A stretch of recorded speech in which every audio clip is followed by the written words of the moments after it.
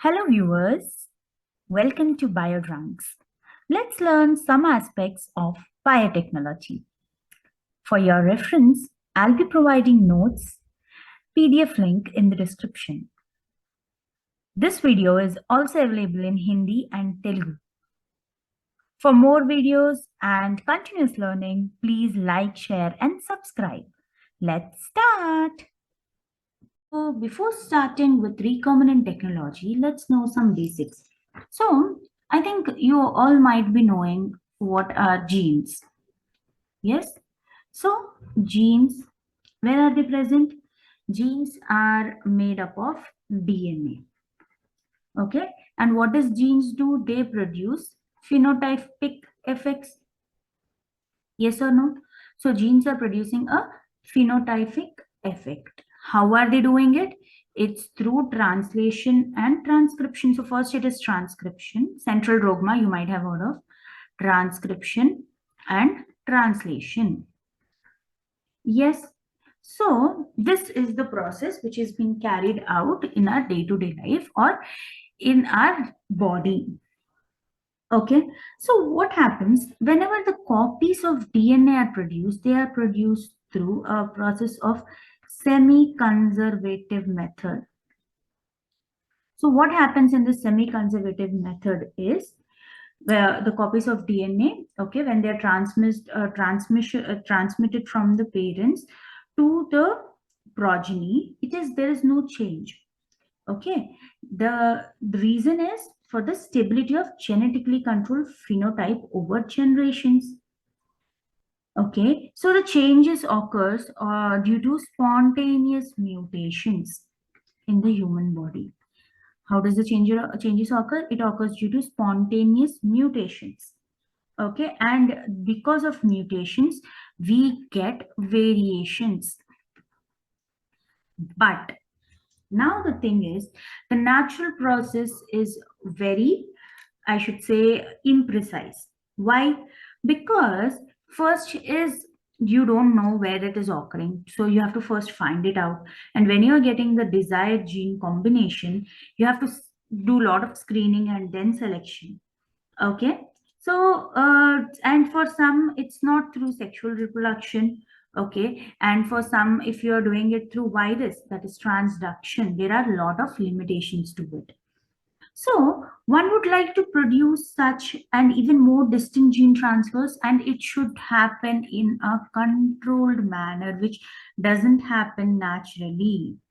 Okay, it should happen in a controlled manner and it should give us a high rate of production.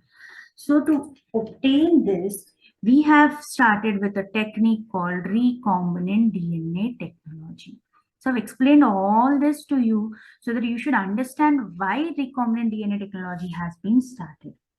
Okay, so what happens in recombinant DNA technology? So in recombinant DNA technology, you have multiple copies of gene which you are obtaining from a desired gene and then you're transferring it to a suitable host. Okay, so why are you doing RDT? Before knowing how it is done, let's see why are you doing it. You should know that. First is you are getting large scale production. So here you are getting a large scale production of the protein that is being encoded by the gene. Protein encoded by the gene. Okay, and second is you want to express a particular phenotype. So expression of the gene leading to the development of particular phenotype. Leading to development of a desired phenotype in an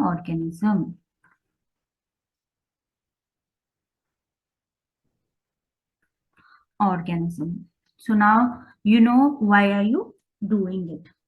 Okay, so let's now know if you are doing recombinant DNA technology, what are the steps for it? See, it's very easy. The first thing that you should be having with you is a cloning vector. This is called as cloning vector. Okay, I'm just showing you steps. Okay, basic steps. In this cloning vector, you should again have your target gene which you want to put it into it or create a recombinant molecule of which. So this cloning vector and this target gene, they produce a recombinant molecule. So what happens practically when you're doing, it's not that you're only going to get a recombinant molecule. You may get just a cloning vector in which the target DNA is not inserted, and you may get a recombinant molecule too. So we can call it as you are getting a recombinant molecule and a non-recombinant molecule. Okay, so these are the two things you are going to get. Now, after getting a recombinant molecule or a non-recombinant molecule, what do? You have to put this into a desired host. So here we are using a desired host. So I can write it as introduction into host cell. Okay. So let me make it with a yellow color. So now remember, this is a host cell. This host cell has its own chromosome, bacterial chromosome. Okay, so this is the bacterial chromosome. It has its own chromosome. So I am writing here, for example, we have taken a bacteria, so it has its bacterial chromosome. Now, after getting a bacterial, this is the host. You either have a recombinant molecule inside it or you have a non-recombinant molecule. So when you're having a recombinant molecule, you call it as transformed cell. Maybe transformed cell, and this you call it as non-transformed cell. Okay, so you have two. One is a transformed cell and another is a non-transformed cell. Now you got it. Now what are we doing? We are doing amplification.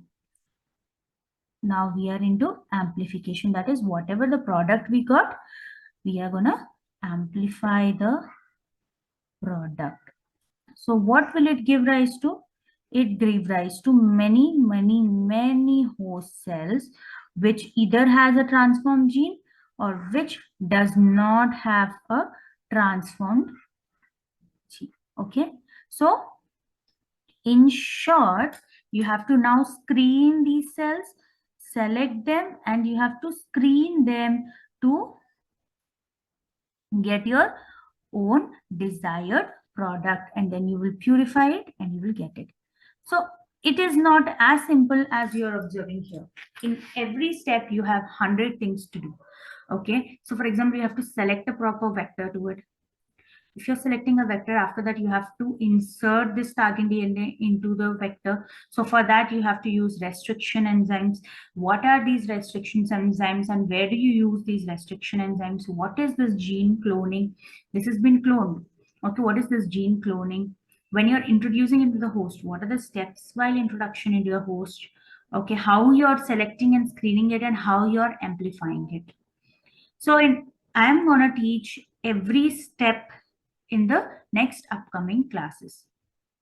So do like, share, and subscribe to know more for them. Okay, so and every step. So in the next class, next upcoming videos, we'll be doing about gene cloning, restriction enzymes. Restriction enzymes will be of 2 to 3 parts because it's a very lengthy thing, and we should know it each part by part.